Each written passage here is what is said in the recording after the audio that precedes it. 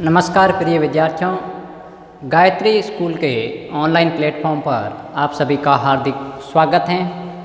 आज के क्लास में हम 11th क्लास मैथमेटिक्स के second chapter relation and function को आगे बढ़ाते हुए बात कर रहे थे सम स्पेशल रियल फंक्शंस के बारे में, जिसमें अपन ने step function, signum function, modulus function और आपके पास में पॉलिनोमियल फंक्शन के बारे में डिस्कस किया था। और इसके साथ साथ अपन ने आइडेंटिटी फंक्शन और कांस्टेंट फंक्शन को भी डिस्कस किया था। अब जिसके बारे में अपन बात करेंगे वो अपना मॉडुलस फंक्शन के ऊपर बेस्ड था, स्टेप फंक्शन। और अब स्टेप फंक्शन के ऊपर आपके पास में जो बेस्ड है वो है फ्रैक्शनल पार्ट फंक्शन। तो आज का जो अपना टॉपिक रहेगा 11th क्लास मैथमेटिक्स का वो रहेगा फ्रैक्शनल पार्ट फंक्शन। ठीक, तो अब अपन देखते हैं कि उसके अंतर्गत किस प्रकार का फंक्शन है वो डिफाइन होता है। तो क्या फंक्शन का नाम क्या है अपना? Fractional part function.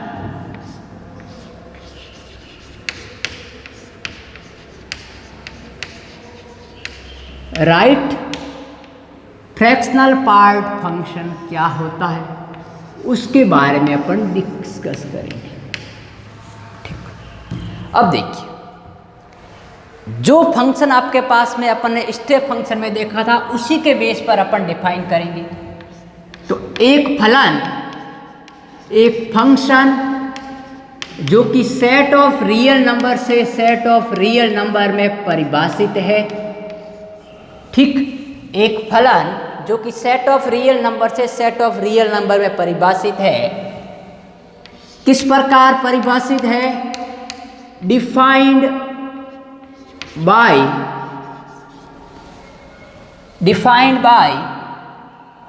F of x बराबर, और इसका नोटेशन यह है, इसको अपन बोलते हैं फ्रैक्शनल पार्ट फंक्शन, या फिर कई नोटेशन में अपन को सिंगलटन सेट भी कहते हैं।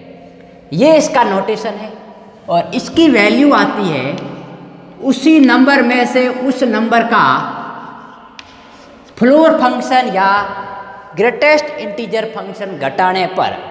ये आपके पास में क्या है? ग्रेटेस्ट इंटीजर फंक्शन है, जिसके बारे में अपन ने कल डिस्कस किया था। For all x belongs to r। तो हिंदी में क्या लिखोगे? एक फलन f such that r to r इस प्रकार परिभाषित है कि f ऑफ x बराबर fractional part function of x बराबर, जिसकी डेफिनेशन होती है कि उसी नंबर में से उस नंबर का ग्रेटेस्ट इंटीजर वैल्यू घटाना। ठीक, तो ये आपके पास में वो फंक्शन कहलाता है। यहाँ पर ये क्या है आपके पास में? Greatest integer function. Right,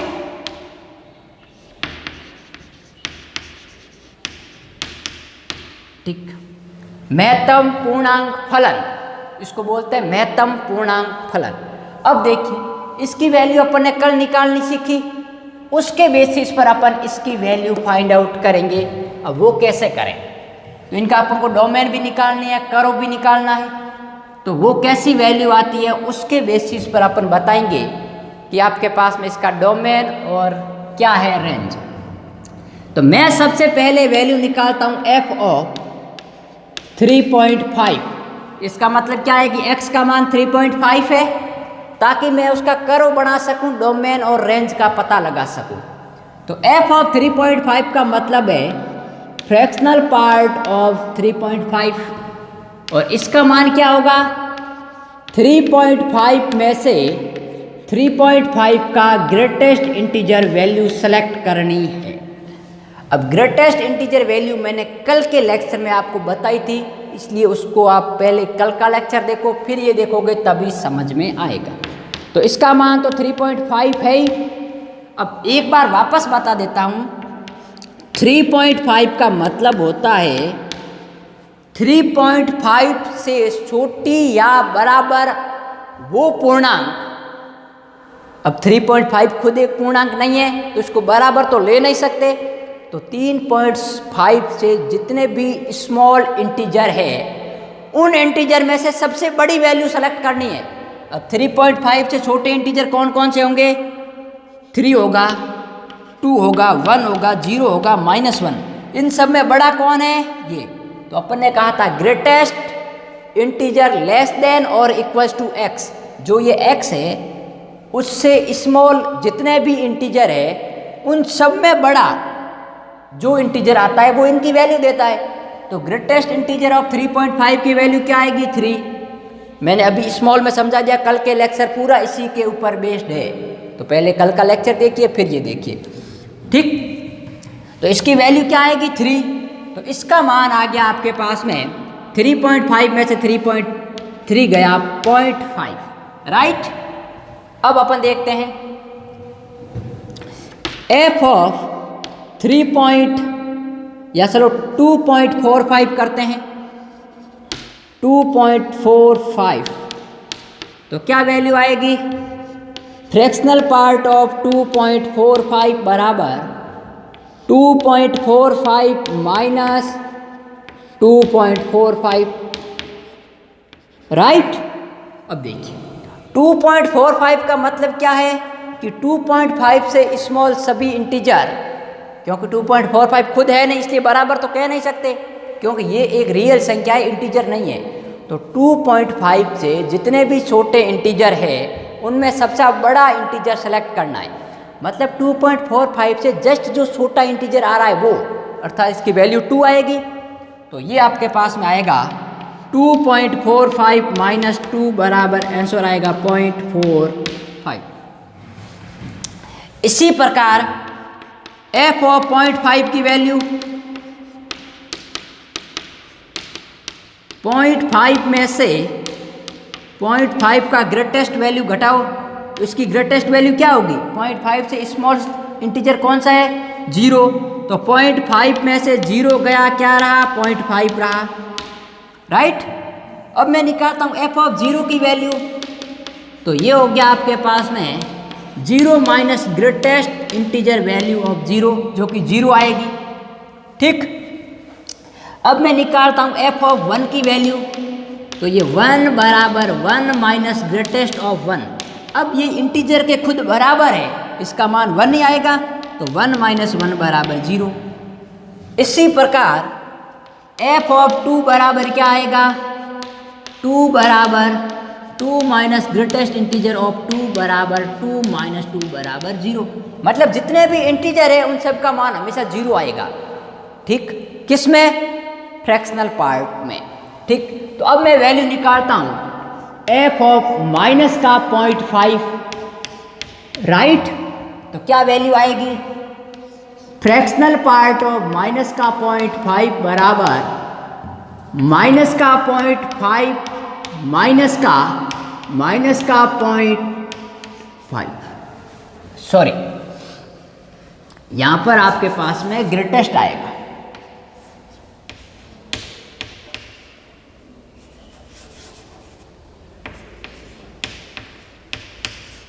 right. तो अब देखिए इसकी वैल्यू क्या आएगी। तो एक बार आपको देखना है कि इसकी वैल्यू क्या आएगी। मैंने कल के लेक्चर में आपको बताया भी था, ठीक। तो जो इसकी वैल्यू आएगी वो ये तो -0.5 है ही, ये माइनस का 0.5। अब -0.5 से स्मॉल इंटीजर कौन कौन से होंगे? -1 होगा, -2 होगा, उन सब में बड़ा -1 है।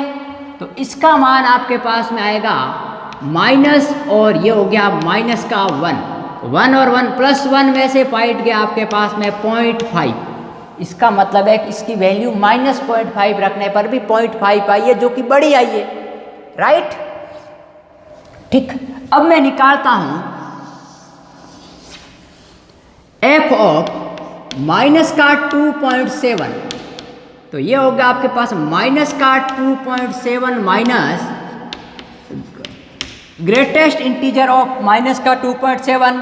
तो 2.7 से स्मॉल इंटीजर कौन कौन से है? माइनस का 3, माइनस का 4, उन सब में बड़ा -3।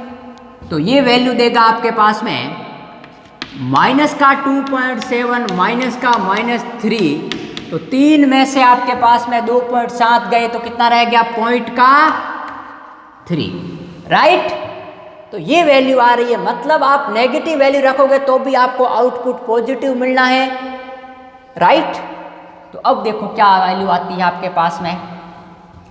मैं जैसे एफ ऑफ माइनस का 3.4 निकालता हूं तो क्या होगा? माइनस का 3.4 माइनस का 3.4, तो माइनस के 3.4 की वैल्यू क्या आएगी? इससे छोटा इंटीजर कौन सा है? माइनस का 4, तो 4 माइनस 3.4 बराबर पॉइंट का 6, राइट। इसका मतलब इसकी रेंज है वो ना तो आपके पास में, देखिए 0 कब आई है? जब ये वैल्यू आपके पास में आई है, ठीक है। और ज़्यादा से ज़्यादा कितनी आ रही है आपके पास में? 1 से स्मॉल वैल्यू आ रही है। देखिए ऐसा कोई भी आपके पास में वैल्यू नहीं है जो 1 या 1 के बराबर आ रही है। देखो 0.5 आ रहा है, 0.45, 0.5, 0, 0, 0, 0.5, 0.3, 0.6, मतलब ऐसा कोई वैल्यू है ही नहीं जो 1 या 1 से अधिक जाए। आप कोई भी वैल्यू नेगेटिव रख लो चाहे पॉजिटिव रख लो, हमेशा आपके पास में क्या रीजन आएगा? 0 और 0 साथ में आ रहा है लेकिन 1 साथ में नहीं आ रहा है, तो क्या रेंज आएगी? Close interval 0 to open interval 1 तक। अब मैं इसका डायग्राम बना रहा हूं, ध्यान देकर समझना कि डायग्राम कैसे बनता है, ग्राफ कैसे बनता है। तो ग्राफ के लिए मैं यहां करता हूं काम।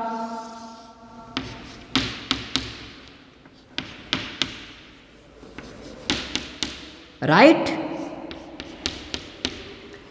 सबसे पहले ये ध्यान देना है कि जब मान x का मान 0 है तब y का मान 0, इसका मतलब ये पॉइंट यहाँ पे आएगा, ठीक है। जब मैं f का मान 0.5 रखता हूँ तो इसका मान 0.5, f का मान 0.1 रखता हूँ तो पहले मैं f का मान 0.1 रखूँगा तो क्या आएगा? 0.1 में से 0.1 का ग्रेटेस्ट इंटीजर घटाना है, तो 0 घटाएंगे तो इसका मान 0.1 ही आएगा। इसका मतलब है कि जब पॉजिटिव रियल नंबर अपन सेलेक्ट करेंगे तो उसका आंसर ही पॉजिटिव रियल नंबर ही आना है, ठीक। जैसे 2.45 है तो पीछे का 0.45, 3.5 है तो 0.5, ठीक है। अब 0.1 है तो 0.1 आएगा, 2.1 है तो 0.1 आएगा, राइट। तो 0.1 पर 0.1, तो ये 0.1 तो 0.1 यहाँ आएगा कोई पॉइंट, 0.2 पर 0.2, 0.3 पर 0.3। लेकिन जैसे ही मैं f ऑफ 0.9 निकालता हूँ तो f ऑफ 0.9 का मतलब क्या हो गया? 0.9 में से 0.9 का फ्रैक्शन पार्ट घटा दो तो ये तो 0 आएगा, तो ये तो 0.9 ही रहेगा। तो x का मान जब मान लीजिए 1 यहाँ पर है तो 0.9 तक तो ये 0.9 तक जाएगा, लेकिन जैसे ही x का मान 0 आएगा, मैं कह रहा हूँ 0.9 तक तो यहाँ जाएगा, ठीक। लेकिन जैसे ही मान x का 1 हो रहा है, ये x का मान 1 है, ये x का मान 2 है, ये x का मान 3 है, ऐसे चलता जाएगा। जैसे ही 1 आ रहा है उसकी वैल्यू वापस 0 हो गई, तो वापस 1 पर वैल्यू क्या हो गई? 0। तो इस पर जो ये कर्व है, ये कर्व कुछ ऐसा आएगा, लेकिन यहाँ ये जो है ब्रैकेट वो खाली रहेगा। इसका मतलब x का मान 1 पर जो वैल्यू ये नहीं कंसीडर करेंगे, अपन क्या करेंगे? वापस 0 कंसीडर की जाएगी, राइट। तो ये ऐसा कर्व आएगा। इसी प्रकार 1 पर वापस 0, 1.1 पर, अब मैं 1.1 पर वैल्यू निकालता हूँ, देखिए तो f ऑफ 1.1 निकालूंगा तो 0.1 आएगी। एक बार यहाँ निकाल के बता देता हूँ आपको। f ऑफ 1.2 निकाल दो 1.1, तो 1.1 निकालूंगा तो 1.1 में से 1.1 गया तो 1.1 माइनस 1 बराबर 0.1, ठीक। तो जब x का मान 1.1 है तो y का मान 0.1, फिर 0.2, और यहाँ पर जाते हुए आपके पास में एक बिंदु आएगा और ये कर्व ऐसे बनेगा। इसी प्रकार यहाँ पर जाते हुए ये एक बिंदु आएगा और ये कर्व आपके पास में ऐसे बनेगा, क्योंकि 2 पर वापस मान क्या हो रहा है? 0 हो रहा है। इसी प्रकार अपन नेगेटिव में जाने पर माइनस का 0.5 पर प्लस का 0.5 आ रहा है, तो x का मान माइनस 0.5, तो y का मान 0.5 का यहाँ पर आएगा, राइट। और जब आपके पास में -1 अपन कंसीडर करते हैं f का मान, तो f का मान, x का मान -1, तो -1 माइनस का 1, तो ये वैल्यू वापस क्या आएगी 0, क्योंकि इसका मान क्या आएगा 1, माइनस का 1 ही आएगा, माइनस और माइनस प्लस, तो ये 0। तो जब x का मान -1 होगा उस समय भी वैल्यू आपके पास में क्या होगी 0 होगी, ये आपके पास में। और इसको चढ़ेंगे कहाँ तक, यहाँ पर, ठीक। तो 1 आपके पास में साथ में कंसीडर नहीं किया जाएगा, तो ये आपके पास में जो वैल्यू जाएगी ये वैल्यूज कंसीडर की जाएगी। इसी प्रकार -2 पर आपके पास में ये वैल्यू जाएगी, तो इसके साथ में ये आपके पास में यहाँ ओपन इंटरवल और ये वैल्यू कंसीडर की जाएगी। ये मैं क्यों रख रहा हूँ, क्योंकि -1 पर इसकी वैल्यू 1 नहीं आ रही है, ये ओपन रहेगा, ये 0.999 तक जाएगा। इसका मतलब इसकी रेंज है वो 1 से स्मॉल रहेगी, 1 कभी साथ में नहीं आएगा, ठीक। तो अब मैं इसकी बात करता हूँ डोमेन और रेंज की।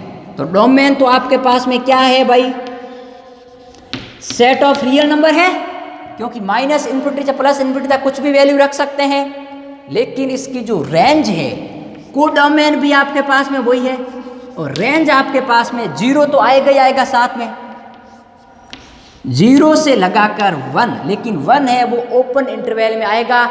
हाईएस्ट वैल्यू आपके पास में 0.999 आ सकती है। कैसे आ सकती है देखिए, मैं एफ ऑफ लेता हूं आपके पास में 1.99, तो क्या वैल्यू आएगी इसकी 1.99 में से फ्रैक्शनल पार्ट घटाओ 1.99, तो 1.99 से स्मॉल इंटीजर क्या होगा 1 होगा, तो इसमें से 1 घटाएंगे तो आपके पास में 0.99 आएगा, राइट।